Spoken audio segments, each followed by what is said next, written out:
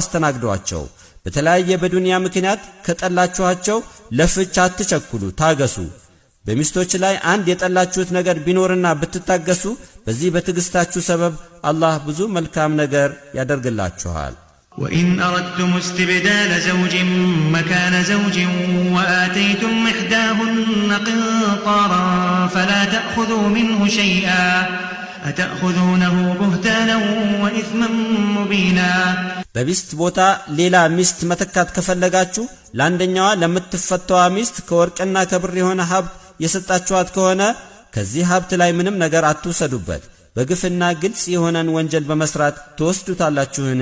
وكيف تأخذونه وقد أفضى بعضكم إلى بعض وأخذن منكم ميثاقا غليظا እናንተ ባሎች ከሚስቶች ጋር እርስ በርስ ያለ ገደብ ተገላልጻችሁ ስታበቁ ሚስቶችን በአግባቡ ልትይዟቸው ካልሆነም በሰላም ልታሰናብቷቸው የጠበቀ ቃል ኪዳን እየተጋባችሁ ሳለ በፍች ጊዜ ከሰጣችኋቸው ሀብት እንዴት ትወስዱባቸዋላችሁ?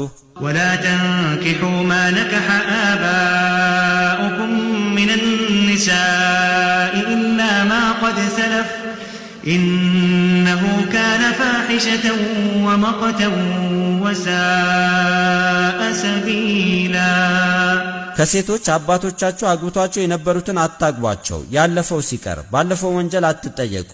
ይህ ለልጅ አባቱ አግብቶ የነበሩትን ሴቶች ማግባት በእስላም ትልቅ ነውርና የተወገዘ ነው። እንዲህ አይነት ተግባር መከተል መንገድነቱም በጣም ከፋ። حرمت عليكم أمهاتكم وبناتكم وأخواتكم وعماتكم وخالاتكم وبنات الأخ وبنات الأخت وأمهاتكم اللاتي أرضعنكم وأخواتكم من الرضاعة وأمهات